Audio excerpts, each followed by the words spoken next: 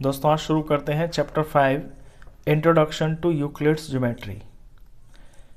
Euclid जो है आपके एक मैथमेटिशियन हुए हैं जिन्होंने ज्योमेट्री से रिलेटेड कुछ कॉन्सेप्ट्स, कुछ सच्ची चीज़ें जो मतलब कि अप्लाई होती हैं हमारे मैथ्स में या ज्योमेट्री में, उन चीज़ों को उन्होंने एक्सप्रेस किया है अपनी लैंग्वेज में, उनको उसने समझाने की कोशिश की है। अब वो जो दो चीज़ें हैं, देखिए उन चीज़ों को उन्होंने दो चीज़ों में भागा है। एक तो है एक्सियम। एक्सियम वो होते हैं जो आपके हर जगह अप्लाई हो जाते हैं। ये इतने आसान है कि आप जब इन्हें सुनेंगे, समझेंगे तो ऐसा लगेगा कि ये तो हमको ऑलरेडी पता है, कोई नई चीज़ नहीं है। दूसरी चीज़ें हैं पोस्टुलेट। पोस्टुलेट वो चीज़ें होती हैं जो आपके सिर्फ ज्योमेट्री में अप्लाई होते हैं, वो भी बहुत सिंपल है, उनको भी आप ऑलरेडी जानते हैं। तो सबसे पहले एक्सियम से शुरुआत करते हैं। आपके 7 एक्सियम्स हैं, इन्हें मैं बारी बारी आपको समझाऊंगा। ऑलरेडी आपको ये आते हैं, बस थोड़ा सा ध्यान देने की ज़रूरत है। देखिए first axiom, things which are equal to the same thing are equal to one another. कहता है जो चीज़ें किसी एक चीज़ के बराबर हैं वो आपस में बराबर होती हैं। देखिए फॉर एग्जांपल ए जो है एक्स के बराबर है और जो बी है वो भी आपका एक्स के बराबर है। यानी things which are equal to the same thing, A और बी जो है ना आपके किसी सेम चीज़ के बराबर है, are equal to one another.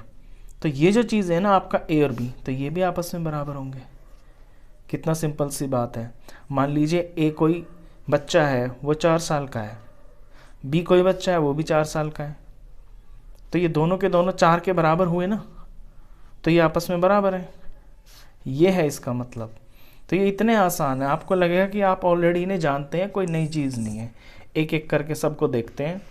Second है if equals are subtracted from equals the remainders are equal. कहता है कि कोई चीज़ें इक्वल हैं, 5 और 5 इक्वल हैं, अगर इनमें इक्वल ही ऐड कर दिया जाए, यानी दोनों तरफ मैं इक्वल ऐड कर देता हूँ, मैं दोनों तरफ 2 ऐड कर देता हूँ, ये लो, द होल्स आर इक्वल। तो अब जो कंप्लीट बनेगा वो भी तो इक्वल ही होगा। 5 और 5 बराबर थे, मैंने उनमें बराबर चीज़ ऐड कर दी, तो जो रिजल्ट आया वो भी तो बराबर ही आया। Third postulate, if equals are subtracted from equals the remainders are equal. ये इसका बिल्कुल उल्टा है। दो चीज़ें इक्वल है यानी आपका 5 और 5 इक्वल है, अब दोनों में से सेम चीज़ माइनस कर देते हैं, यानी सब्ट्रैक्ट। मैं दोनों में से 2 माइनस कर देता हूँ, तो अब जो रिज़ल्ट आया यहाँ पे 3 आया, यहाँ भी 3 आया, तो जो रिज़ल्ट आएगा वो भी तो बराबर आएगा। रिमाइंडर्स मतलब जो बच गया वो भी बराबर होगा। चलिए फोर्थ क्या कहता है, things which coincide with one another are equal to one another. Coincide का मतलब होता है एक दूसरे को पूरी तरह से ढक लेना। देखिए जैसे एक लाइन है आपकी, मैं इसके ऊपर एक और लाइन बना देता हूँ, ये इसके ऊपर मैंने एक और लाइन बना दी, उसने इसको पूरी तरह से ढक लिया। Which coincide with one another, एक दूसरे को पूरी तरह से ढक लें, तो are equal to one another, तो वो बराबर ही होंगी। पहली लाइन ने दूसरी लाइन को ढक लिया, दूसरी ने पहली को ढक लिया, ना इधर एक्स्ट्रा निकला ना इधर एक्स्ट्रा निकला, तो ऑफ कोर्स ये बराबर ही है। Fifth postulate, fifth axiom, the whole is greater than the part. Whole का मतलब होता है सारा और पार्ट का मतलब होता है एक टुकड़ा। कहता है जो होल होता है वो टुकड़े से बड़ा होता है। अब ये तो बिल्कुल सिंपल सी बात है, तो सभी जानते हैं। देखिए जैसे कि ये होल है, ये एक लाइन है आपकी 10 सेंटीमीटर की, मैंने इसको तोड़ दिया, ये टुकड़ा कर दिया 2 सेंटीमीटर का, तो जो पार्ट है ये तो ऑफ कोर्स होल से छोटा ही होगा। मैं इस 10 सेंटीमीटर की लाइन के कितने भी टुकड़े तोड़ देता हूँ, कोई 2 का, कोई 3 का, कोई 4 का, तो इसके जितने भी टुकड़े होंगे ना, कोई एक टुकड़ा वो पूरे से तो छोटा ही होगा। यानी कि जो होल है, जो पूरा है, वो टुकड़े से हमेशा ज़्यादा होता है। कितनी सिंपल सी बात है। Sixth, things which are double of the same things are equal to one another. ये तो बिल्कुल फर्स्ट सेकंड के जैसा ही है। Things which are double of the same things, यानी कोई दो चीज़ें हैं, वो किसी चीज़ का डबल है, double of the same things. जैसे ए है, ये बी है, ये ए भी आपका एक्स के डबल के बराबर है और बी भी आपका एक्स के डबल के बराबर है, तो ए और बी आपस में बराबर होंगे। बिल्कुल ऐसा ही तो था आपका सेकंड वाला भी। Things which are equal to the same things are equal to one another. Sorry, first वाला, जैसा फर्स्ट वाला है ऐसा ही है सिक्स्थ वाला, बस इसमें डबल लिखा हुआ है। चलिए सेवंथ क्या कहता है? Things which are halves of the same things are equal to one another. ये इसी की तरह है। Things which are halves of the same things, ऐसी कोई दो चीज़ें, मान लीजिए यही ए और बी है, ए भी आपका एक्स का हाफ है और बी भी आपका एक्स का हाफ है। ये दोनों के दोनों किसी सेम चीज़ के हाफ के बराबर हैं, तो अब ये आपस में बराबर होंगे। ये सेवंथ लिखा हुआ है। तो ये तो एक्सियम्स थे, ये बहुत ही सिंपल थे। जनरली आपको ये ना बिल्कुल ऑलरेडी पता है, ये कोई नई चीज़ नहीं है। चलिए इसके बाद होते हैं पोस्टुलेट्स। पोस्टुलेट्स जो होते हैं ना आपके, वो एक्चुअली सिर्फ ज्योमेट्री के अंदर ही अप्लाई होते हैं। तो पोस्टुलेट्स शुरू करते हैं। देखिए फर्स्ट पोस्टुलेट कहता है a straight line may be drawn from any one point two any other point. एक स्ट्रेट लाइन किसी एक पॉइंट से लेके किसी दूसरे पॉइंट तक बनाई जा सकती है। फ्रॉम एनी पॉइंट, किसी भी एक पॉइंट से, टू एनी अदर पॉइंट, किसी भी दूसरे पॉइंट तक। जैसे कि मैंने यहाँ पे एक पॉइंट ए डाल दिया, यहाँ पे पॉइंट बी डाल दिया, तो एक स्ट्रेट लाइन बन जाएगी। बस इतनी सी बात इसमें कही है। Postulate 2, a terminated line can be produced indefinitely. किसी लाइन को, जैसे कि कोई लाइन है या लाइन सेगमेंट भी हो, कैन बी प्रोड्यूस इनडेफिनेटली, उसे हम इनडेफिनेटली प्रोड्यूस कर सकते हैं किसी भी तरफ। जैसे आपके डायग्राम में दिख रहा है ए बी आपको एक लाइन सेगमेंट दिखाई दे रही है, इसे हम इधर भी कितना बढ़ा सकते हैं और इसे हम इधर भी कितना बढ़ा सकते हैं। Third postulate, a circle can be drawn with any centre and any radius. कोई सर्कल कितना भी रेडियस लेके और कहीं पे भी सेंटर लेके बनाया जा सकता है। जैसे यहाँ पे मैंने सेंटर ले लिया O, अपना प्रकार खोल लिया 2 सेंटीमीटर, यहाँ पे सुई रखी प्रकार की, बन गया सर्कल। मैं ये कहीं और भी बना सकता हूँ, ये बना लिया। अब 2 की जगह मैं 3 भी ले सकता हूँ। कितना भी खोल लूँ मैं प्रकार को, कहीं पे भी सेंटर ले लूँ, कितना भी रेडियस ले लूँ, मैं सर्कल बना सकता हूँ। यह है इस बात का मतलब। All right angles are equal to one another. ये आपका फोर्थ पोस्टुलेट है कि सारे के सारे जो राइट एंगल्स होते हैं वो आपस में एक दूसरे के बराबर होते हैं। अब राइट एंगल तो आपको पता है ना कि 90 डिग्री का होता है। राइट एंगल आपका होता है 90 डिग्री। अब 90 डिग्री का मैंने यहाँ बनाया, 90 डिग्री का मैंने यहाँ बनाया, इसकी डंडियों से फ़र्क नहीं पड़ता। ये जो आर्म्स होती है ना, इनसे आपका फ़र्क नहीं पड़ता कि कितनी ये छोटी हैं और कितनी बड़ी हैं। डिग्री से मतलब है तो सिर्फ डिग्री देखी जाती है। तो सारे के सारे जो राइट एंगल्स हैं वो आपस में बराबर होते हैं। यानी इसको उठा के अगर मैं इसके ऊपर टेकता हूँ ना, तो ये जो एंगल है ना, ये आपका सेम आएगा। आर्म से मतलब नहीं है।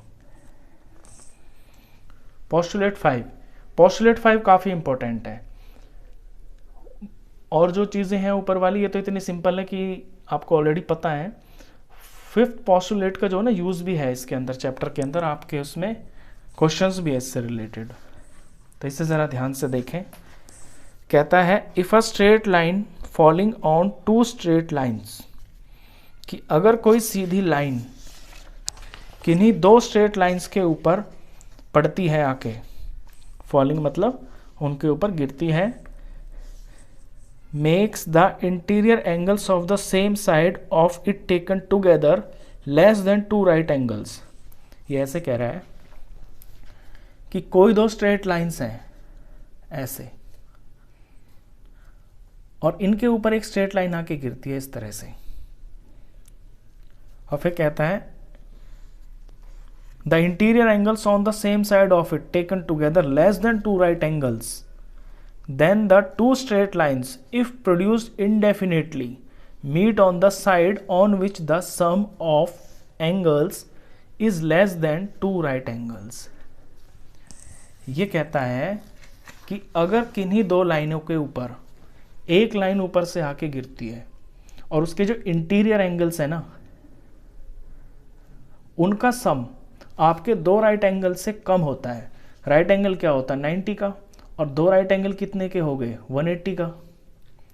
यानी अगर अंदर वाले एंगलों का सम 180 से कम हो जाए, मैंने मान लिया कि ये वाला एंगल ए है और ये बी है, और जब मैंने ए और बी को जोड़ा ना तो मेरा 180 से कम आया, तो इस तरफ जब इन 2 लाइनों को मैं आगे प्रोड्यूस करूंगा ऐसे ऐसे, तो ये कहीं पे जाके आपस में ज़रूर मिल जाएंगी। इस तरफ वाली नहीं मिलेंगी, उस तरफ वाली मिलेंगी जहां इंटीरियर एंगल्स आपके 180 से कम बैठ रहे हैं।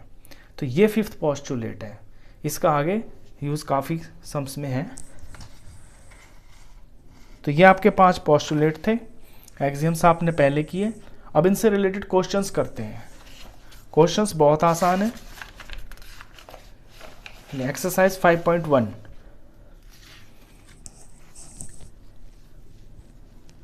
विच of the following statements are true and which are false. इनमें से कौन सी स्टेटमेंट्स आपकी ट्रू हैं और कौन सी फॉल्स हैं। Give reasons for your answers, और अपने आंसर्स का रीजन भी बताइए। तो फर्स्ट क्वेश्चन है इसके अंदर, ये आपका फर्स्ट पार्ट है। Only 1 line can pass through a single point.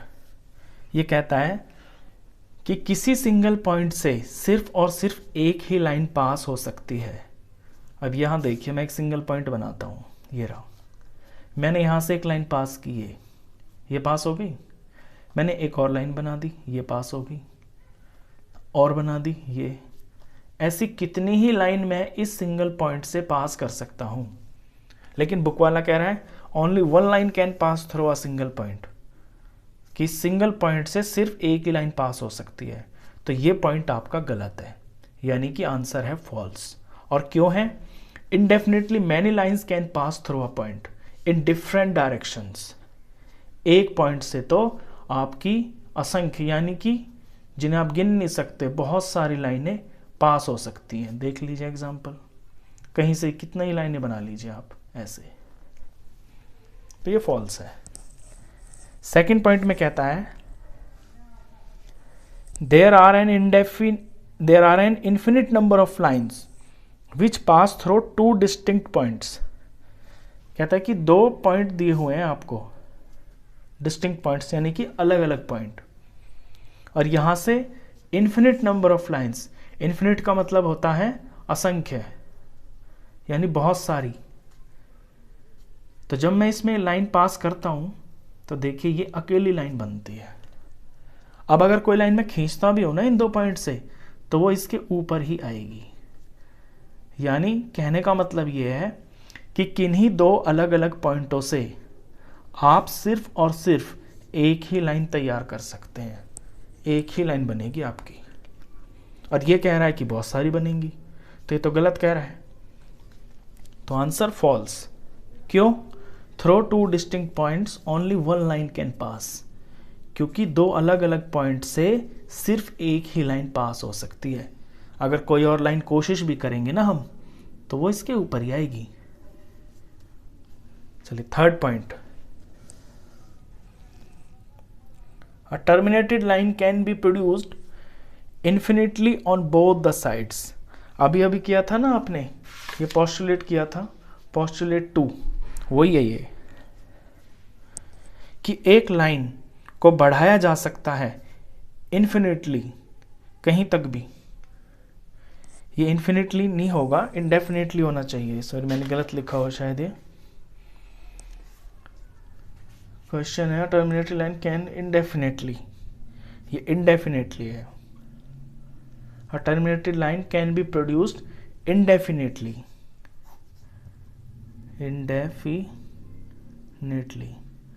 Indefinitely definitely का उल्टा होता है, यानी कि इसकी कोई लिमिट नहीं है, कहीं तक भी बढ़ा सकते हैं आप इसको। जैसे कोई लाइन है, ये मैंने कोई लाइन यहाँ तक की मेरी ये लाइन है, अब मैं चाहूँ इसको कितना भी बढ़ा लूँ इस तरफ, बोथ साइड्स यानी दोनों तरफ, मैं इसको इधर भी बढ़ा सकता हूँ, कितना भी बढ़ा सकते हैं, इसकी कोई लिमिट नहीं है। तो ये बिल्कुल ठीक कहता है, ट्रू है ये। क्यों? अ टर्मिनेटेड लाइन और लाइन सेगमेंट, या तो लाइन हो या लाइन सेगमेंट हो। देखिए लाइन सेगमेंट होता है टुकड़ा, उसके दोनों पॉइंट पे आप एंड पॉइंट्स के 2 एंड पॉइंट होते हैं उसके, यानी अगर ऐसे हो तो ये आपका लाइन सेगमेंट है, अगर दोनों तरफ तीर लगा हो तो ये आपका लाइन है, यानी इसकी तो एक प्रॉपर लेंथ है, आप इसे भी बढ़ा सकते हैं। लाइन सेगमेंट हो या लाइन हो, आप दोनों को बढ़ा सकते हैं दोनों डायरेक्शंस में। तो ये ट्रू है। चलिए 4th पॉइंट है इसका,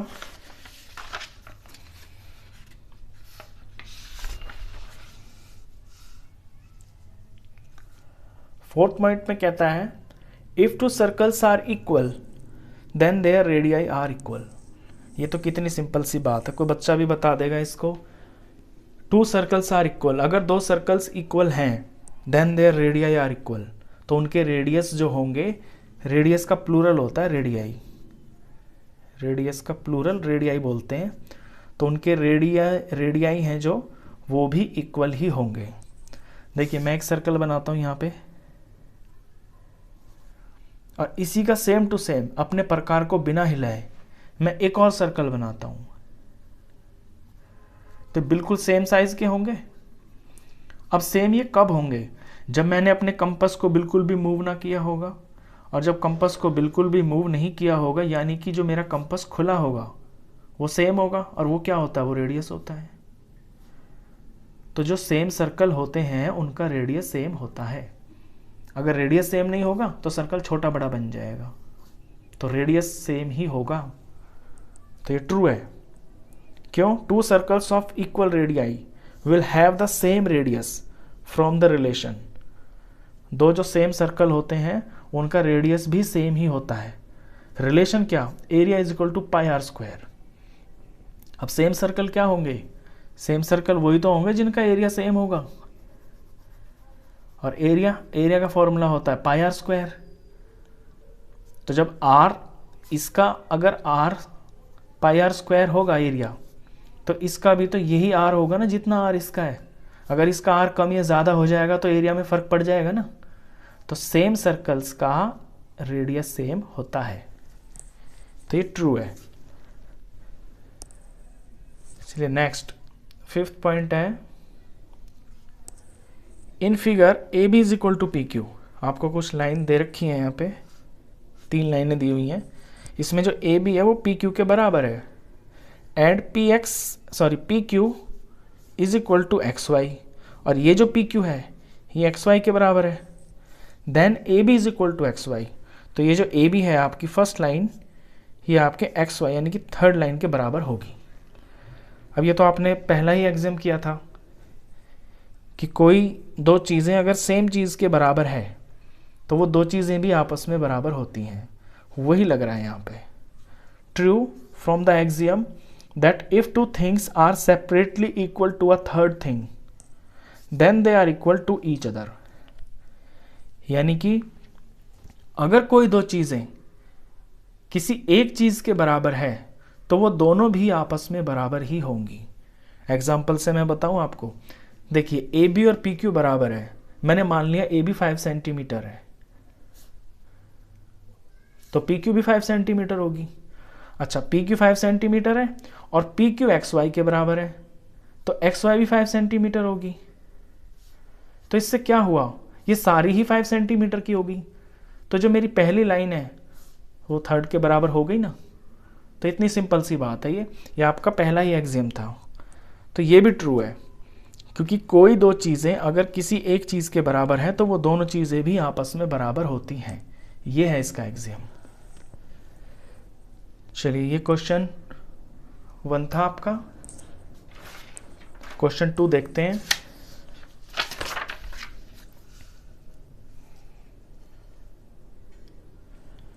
इस चैप्टर में आपके थ्योरी के ज़्यादा हैं और प्रैक्टिकल करने के क्वेश्चंस कुछ ही हैं, 1-2। तो थ्योरी इसके अंदर ज़्यादा है। ये समझने के तौर पे जो चैप्टर है इसलिए ज़्यादा इंपॉर्टेंट है। बेसिक कॉन्सेप्ट इसमें जो है ज्योमेट्री के वो आपके क्लियर होते हैं। क्वेश्चन 2 है, give a definition for each of the following terms. ये जो टर्म्स यहाँ पे लिखी हुई हैं इनकी आपको डेफिनेशन देनी है। Are there other terms that need to be defined first. क्या जब आप इनको डिफाइन करेंगे तो उनमें कोई और भी ऐसे पॉइंट होंगे या ऐसी टर्म्स होंगी जिनकी डेफिनेशन ज़रूरी होगी। व्हाट आर दे, तो वो क्या होंगे, and how might you define them, और आप उन्हें कैसे डिफाइन करेंगे। तो पहला है पैरेलल लाइंस। तो पैरेलल लाइन की डेफिनेशन आप कैसे देंगे। देखिए, इसमें कोई रेस्ट्रिक्शन नहीं है, जैसी आपकी लैंग्वेज हो आपको बस उसे डिस्क्राइब करना है। मैंने अपनी लैंग्वेज में यहाँ पे डिफाइन किया है, आप अपनी में भी कर सकते हैं, बस चीज़ का मतलब समझ आना चाहिए। पैरेलल लाइंस क्या होती हैं। 2 straight lines which have no point in common. 2 straight lines होती हैं, ये 2 स्ट्रेट लाइंस हैं, इनमें कोई पॉइंट कॉमन नहीं है। ये अपनी अपनी जगह पे चलती जा रही है, ये अपनी जगह पे चलती जा रही है। तो मैंने इसकी डेफिनेशन लिख दी, 2 straight lines which have no point in common. आप अपनी तरह भी लिख सकते हैं, ऐसा भी लिख सकते हैं आप, 2 lines which have same perpendicular distance through out. यानी ऐसी 2 लाइनें जिनके बीच में शुरू से लेके एंड तक सेम डिस्टेंस हो। तो कैसे भी आप डिफाइन कर सकते हैं। अच्छा, इसमें यह भी पूछा था कि are there other terms that need to be defined first. Parallel line को डिफाइन करने से पहले क्या कोई और भी टर्म्स है जो डिफाइन करी जा सकती हैं। बिल्कुल करी जा सकती हैं, ऐसी तो बहुत सारी चीज़ें हैं। तो पैरेलल लाइन से पहले आप क्या क्या डिफाइन कर सकते हैं। आप एक लाइन को डिफाइन कर सकते हैं कि भैया लाइन क्या होती है, एक पॉइंट क्या होता है, क्योंकि लाइन किससे बनती है, लाइन भी तो पॉइंट से शुरू होती है ना किसी से। तो ये इस तरह की ये टर्म्स सर, ये बहुत सिंपल है, इन्हें डिफाइन करना आपको आएगा नहीं एग्जाम में। आएगा तो सिंपल यही आएगा कि पैरेलल लाइन क्या होती हैं, और अगर आ भी जाता है तो आप अपनी लैंग्वेज में डिफाइन कर सकते हैं। पैरेलल लाइन में लाइन होती है, लाइन को आप डिफाइन कर दीजिए, लाइन क्या होती है। पॉइंट क्या होता है, पॉइंट को डिफाइन कर दीजिए। तो ये अपनी लैंग्वेज में लिख सकते हैं आप। Second, perpendicular lines. अब परपेंडिकुलर लाइंस तो ये होती है ना जो एक दूसरे को 90 पे काटती हैं। 2 intersecting lines making an angle of 90 degree at intersecting points. ऐसी 2 इंटरसेक्टिंग लाइंस जो 90 डिग्री का एंगल बनाती है, कहाँ पे, एट इंटरसेक्टिंग पॉइंट्स।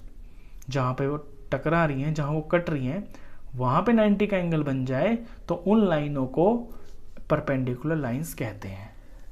ये इसकी डेफिनेशन है। थर्ड में line segment. Line segment a line with 2 and points. अभी अभी मैंने पीछे बताया था आपको कि लाइन सेगमेंट एक टुकड़ा होता है,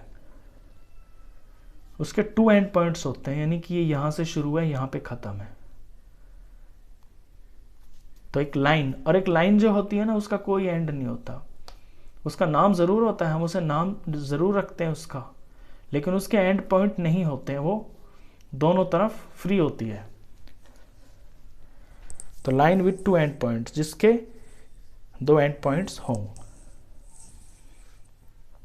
radius, the line segment with 1 and point at the centre and the other at any point on the circle. Radius हम किसे बोलते हैं, देखिए ये सर्कल है, यहाँ पे सेंटर है, और यहाँ से यहाँ तक ये जो लाइन खींची, इसी को तो हम रेडियस बोलते हैं। इसी को इस तरह से लैंग्वेज में डिफाइन कर दिया कि एक लाइन सेगमेंट यानी कि एक लाइन का टुकड़ा with one and point at the centre, जिसका एक एंड पॉइंट तो सेंटर पे होता है and the other at any point on the circle, और दूसरा जो पॉइंट है उसका सर्कल पे कहीं भी हो सकता है, यहां भी हो सकता है, यहां भी, यहां भी, यहां भी, यानी सेंटर से शुरू हो और सर्कल पे कहीं भी टकरा जाए तो वहां से वहां तक की जो लंबाई होती है ना, वो आपका रेडियस होती है। इसके बाद है स्क्वायर। अब स्क्वायर किसे बोलते हैं? स्क्वायर की तो आप कितनी भी डेफिनेशंस लिख सकते हैं, अपनी लैंग्वेज में भी लिख सकते हैं। मैंने लिखा है अ quadrilateral with all sides equal and all angles right angles. एक ऐसा क्वाड्रिलेटरल, क्वाड्रिलेटरल किसे बोलते हैं? जिसकी 4 साइडें होती हैं और वो बंद होना चाहिए।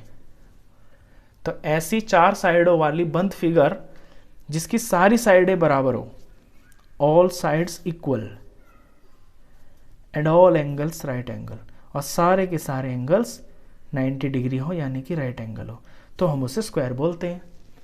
तो ये इनकी डेफिनेशंस थी। चलिए इसके बाद है क्वेश्चन नंबर 3। क्वेश्चन 3 देखते हैं। क्वेश्चन 3 कहता है कंसिडर 2 पोस्टुलेट्स गिवन बिलो। मान लीजिए नीचे जो 2 लिखे हुए हैं ना 1 और 2 पे, ये आपके पोस्टुलेट्स हैं। पहले पे लिखा है given any 2 distinct points A and B, कि कोई 2 पॉइंट दे रखे हैं ए और B. There exists a third point C which is in between A and B, और उनके बीच में कहीं ना कहीं कोई थर्ड पॉइंट जरूर होगा सी नाम का। एक तो ये बोल रहा है। दूसरा कह रहा है there exist at least 3 points that are not on the same line, कि कम से कम ऐसे 3 पॉइंट जरूर होंगे जो एक लाइन पे ना आ रहे हो। फिर नीचे कुछ कहता है do these postulates contain any undefined terms. क्या इन पोस्टुलेट के अंदर कोई अनडिफाइंड टर्म है? Are these postulates consistent. क्या ये जो पोस्टुलेट्स हैं ये कंसिस्टेंट है? कंसिस्टेंट्स का मतलब होता है कि इनका कोई अर्थ है, कोई मीनिंग है, कोई लॉजिक है, या बस वैसे ही फालतू में ही कुछ भी लिख दिया है। Do they follow from Euclid's postulates. क्या ये यूक्लिड पोस्टुलेट से हैं? एक्सप्लेन। तो एक्सप्लेन कीजिए इसको। ये क्वेश्चन है आपका। इसमें क्या क्या समझाया हुआ है देखिए। 2 पोस्टुलेट जो थे ये तो मैंने आपको इनकी इंग्लिश हिंदी बता दी कि इनका मतलब क्या था। अब इन्हें मैं थोड़ा यहाँ पे आपको फिगर से बताता हूँ। पहले मैं कह रहा था given any 2 distinct points A and B, कि आपको कोई 2 पॉइंट दे रखे हैं ए और B. There exist a point third point C which is in between A and B, और उनके बीच में कहीं पे कोई सी पॉइंट होगा जो इनके बीच में आएगा। तो ऐसा हो सकता है? बिल्कुल हो सकता है। अच्छा, सेकंड कह रहा है there exist at least 3 points that are not on the same line, कि कोई लाइन है उसके ऊपर कम से कम 3 पॉइंट्स होंगे जो एक लाइन पे ना आए। Are not on the same line. देखिए लाइन बनने के लिए आपको कम से कम 2 पॉइंट की जरूरत पड़ती है। 2 पॉइंट ही काफी होते हैं आपकी लाइन बनने के लिए। अच्छा, ये कहता है 3 points that are not on the same line. तो अगर तीसरा पॉइंट हम यहां लगा देते हैं ना, तो हम ये दिखा सकते हैं कि ये जो पॉइंट है ना सी, ये ए बी के ऊपर नहीं आ रहा। 3 से ज्यादा की जरूरत नहीं है। एटलीस्ट मतलब 3 पॉइंट तो होते ही हैं जिन्हें हम ऐसे दिखा दें कि ये लाइन के ऊपर नहीं है। At least 3 points that are not on the same line. तो ये लाइन के ऊपर नहीं है। तो इसका जो आंसर होगा वो ये है कि yes these postulates contain many undefined terms. पहले आपसे क्वेश्चन पूछा था ना इसमें, do these postulates contain any undefined terms. क्या इन पोस्टुलेट्स में कोई अनडिफाइंड टर्म्स हैं? तो हैं, बहुत सारी हैं। सेकंड क्वेश्चन पूछा है आर दीज पोस्टुलेट्स कंसिस्टेंट। क्या ये जो पोस्टुलेट्स हैं आपके ये कंसिस्टेंट हैं, इनका कोई मीनिंग है? Yes they are consistent because they refer to two different situations. इनका बिल्कुल लॉजिक है, दोनों की दोनों बातें बिल्कुल सही हैं, ये कंसिस्टेंट हैं because they refer to two different situations, क्योंकि इनके अंदर दो डिफरेंट सिचुएशन दे रखी हैं। एक तो ये कि कोई तीसरा पॉइंट आपके ए और बी के बीच में हो सकता है, बिल्कुल ठीक बात है। एक ये भी दे रखा है कि कम से कम 3 पॉइंट ऐसे होते हैं जो एक लाइन के ऊपर ना आए, तो है ऐसा, एक लाइन के ऊपर 2 पॉइंट तो होते हैं, तीसरा अगर हम कहीं और लगा दे तो दिखा सकते हैं कि कम से कम 3 हैं ऐसे जो एक लाइन के ऊपर नहीं आते। अब इसको मैं थोड़ा सा और एक्सप्लेन करूँ, ये कम समझ में आता है बच्चों को। देखिए, अगर मैं यहाँ 3 की जगह 2 लगा दूँ, there exist at least 3 points की जगह मैं 2 लगा दूँ, इसका मतलब क्या होगा कि एक लाइन के ऊपर कम से कम 2 पॉइंट होंगे, not on the same line, कि जो सेम लाइन के ऊपर नहीं होंगे। तो क्या ऐसा हो सकता है? अब आप ही देख लीजिए कि एक लाइन बनने के लिए आपके 2 पॉइंट तो यूज हो रहे हैं, तो ऐसा कैसे पॉसिबल हो सकता है कि आपके ये दोनों पॉइंट किसी एक लाइन पे ना आए? क्या ऐसा हो सकता है कि ए को मैं यहाँ अकेला छोड़ दूं और बी को मैं यहाँ लगा दूं, तो क्या लाइन बन जाएगी? तब भी तो लाइन ऐसे ही बनेगी ना। तो अगर मैं यहाँ पे 2 लगा देता हूं, फिर तो ये नो हो जाएगा, और अगर 3 लगा देता हूं तो फिर ये यस हो जाएगा। ये है इसका मतलब। चलिए आगे भी क्वेश्चन पूछता है ये, आर दीज पोस्टुलेट्स कंसिस्टेंट? क्या ये पोस्टुलेट्स आपके कंसिस्टेंट हैं? तो yes, they are consistent because they refer to the two different situations. तो ये कंसिस्टेंट है, ये लॉजिकली ठीक है। फिर पूछता है, do they follow from Euclid's postulates? Explain. क्या ये यूक्लिड पोस्टुलेट से लिए गए हैं? तो ये नो है, क्योंकि यूक्लिड में ऐसा कुछ नहीं समझाया हुआ है जैसा यहाँ पे समझाया हुआ है। No, these postulates do not follow Euclid's postulates. ये जो पोस्टुलेट है ये यूक्लिड्स पोस्टुलेट से नहीं है। दे फॉलो एन एक्सियम, ये तो एक्सियम को फॉलो करते हैं। और एक्सियम कौन सा था? Given 2 distinct points there is a unique line that pass through them. कि अगर आपको कोई 2 पॉइंट दिए हुए हैं, यानी कि ए और बी दिए हुए हैं, तो इनसे सिर्फ और सिर्फ एक ही लाइन गुजर सकती है। ये आपका एक्सियम है और ये एक्सियम को फॉलो करते हैं। तो ये 3 क्वेश्चन तो आपके 5.1 से। आई होप आपको ये समझ में आए होंगे और थोड़ा चैप्टर के बारे में भी पता चला होगा किस तरह का ये चैप्टर है। तो वीडियो अगर अच्छा लगा हो तो प्लीज़ इसे लाइक कर देना, फ्रेंड्स में, क्लासमेट्स में शेयर कर देना, और 9th क्लास का कंप्लीट मैथ्स पढ़ने के लिए आप इस चैनल को भी सब्सक्राइब कर देना। Thank you.